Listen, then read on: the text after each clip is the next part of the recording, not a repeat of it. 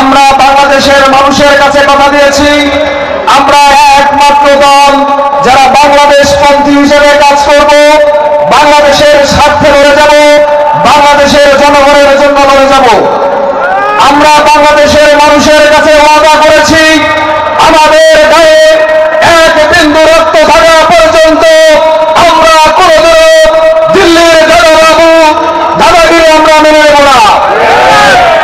আমরা ওয়াদা করেছি, এই বাংলাদেশে আমরা যতদিন থাকবো ততদিন কোনো অবিচার হতে দেব না। আমরা দেখেছি এই ফ্যাসিস্ট হাসিনা আওয়ামী লীগের মাধ্যমে ক্ষমতায় এসে 2009 সালে পিলখানা হত্যাকাণ্ড ঘটিয়ে আমাদের বাংলাদেশ সেনাবাহিনীকে পঙ্গু করে দিয়েছে। আমরা দেখেছি 2013 সালে শাপলা চত্বরে গণহত্যা চালিয়ে মুসলমানদেরকে ভয় ধরিয়ে দিয়েছে।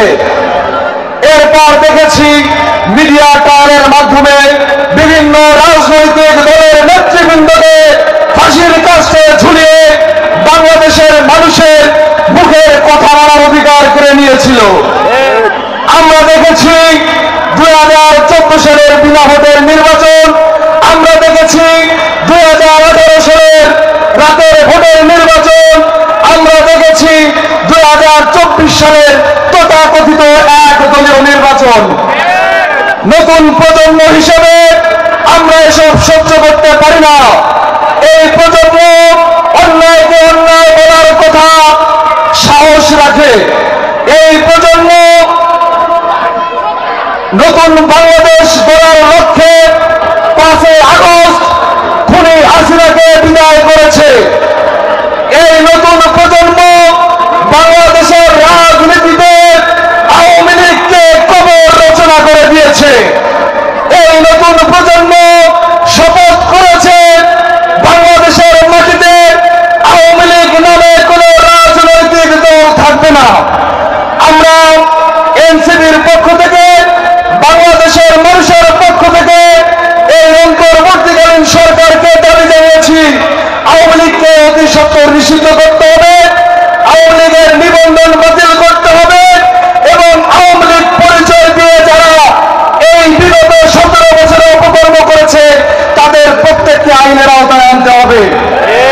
আপনারা জানেন গত 17 বছরে এই জলঢাকার মাটিতে, এই নীলফামারী জেলাতে আওয়ামী লীগ পরিচয় দিয়ে এক একজনে ফুলে ফেপে কলা গাছ হয়েছিল। আপনারা জানেন কিভাবে নৈরাজ্য সৃষ্টি করেছিল এই নীলফামারীর বুকে। আপনারা জানেন কিভাবে শিক্ষা প্রতিষ্ঠান থেকে শুরু করে ব্যবসায়িক প্রতিষ্ঠান সব আওয়ামী লীগীকরণ করেছিল। আমরা বলে দিতে চাই, আওয়ামী লীগ আর বাংলাদেশে ফিরে আসার কোনো সুযোগ নাই। আওয়ামী লীগ নিষিদ্ধ করতে হবে। আওয়ামী লীগ পরিচয় দিয়ে কেউ রাজনীতি করতে গেলে তাকে গণধোলাই দিয়ে নিশ্চিহ্ন করে দিতে হবে। সেই সাথে আরেকটি কথা বলতে চাই, নতুন করে যারা ফ্যাসিস্ট হতে চাইবে, এই বাংলাদেশের মানুষের কথা বলার অধিকার কেড়ে নিতে চাইবে, বাংলাদেশের মানুষকে বিভিন্ন ধরনের জুজুর ভয় দেখাবে, আমরা তাদেরকেও প্রতিহত করব। আপনাদের মনে রাখতে হবে, এই আওয়ামী লীগ সরকার বেগম খালেদা জিয়ার ছোট সন্তান আরাফাত রহমান কোকোকে পিটিয়ে হত্যা করেছে। খালেদা জিয়া বাসায় বন্দী থেকে তার ছেলের লাশ দেখেছে।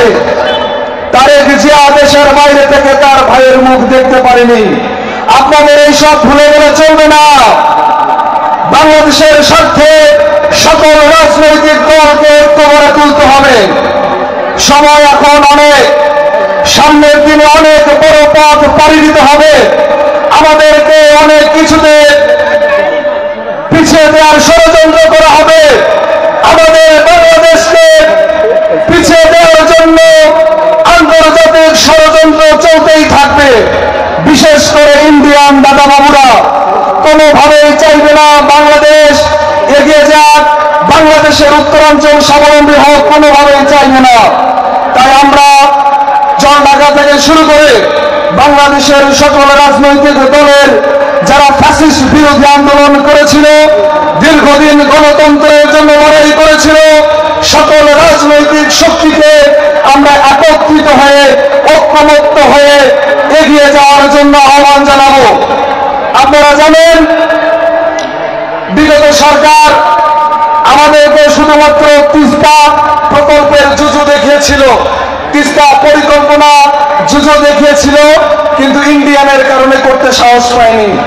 আমাদের এই অন্তর্বর্তীকালীন সরকার, এই জনমানুষের সরকার তিস্তা প্রকল্প বাস্তবায়নের উদ্যোগ নিয়েছে। ইনকিলাব জিন্দাবাদ।